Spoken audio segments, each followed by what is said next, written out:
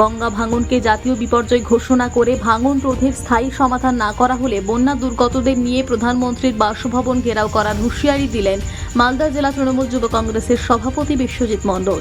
আজ এই ইস্যুকে সামনে রেখে মালদা শহরের প্রাণ কেন্দ্র ফোয়ারা মোড় এলাকায় এক অবস্থান বিক্ষোভের আয়োজন করা হয়েছিল মালদা জেলা তৃণমূল যুব কংগ্রেসের পক্ষ থেকে।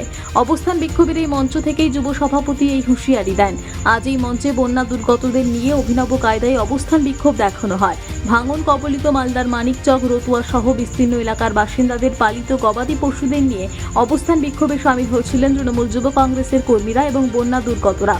এদিনই অবস্থান বিক্ষোভ মঞ্চ থেকে অভিযোগ তোলা হয়, প্রতি বছর ভাঙনে মালদার রতুয়া, মানিকচক, বৈষ্ণবনগর সহ বিস্তীর্ণ এলাকায় বাঁধ ভেঙে প্লাবিত হয় এলাকা, নষ্ট হয়ে যায় হাজার হাজার একর জমি, অথচ কেন্দ্রীয় সরকার কোনো ভূমিকা দেখায় না। তাই কেন্দ্রীয় সরকার ভাঙনকে জাতীয় বিপর্যয় মোকাবিলা বলে ঘোষণা করে স্থায়ী সমাধান করুক, না হলে আমরা বন্যা দুর্গতদের নিয়ে প্রধানমন্ত্রীর বাসভবন ঘেরাও করব বলে জানান যুব সভাপতি।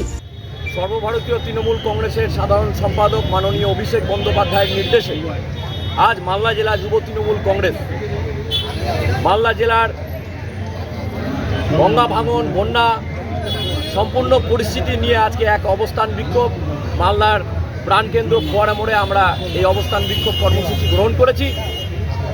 কারণ আমরা জানি বর্তমান যা পরিস্থিতি মালদা জেলায়, অনেকে হয়তো বুঝতে পারছে না।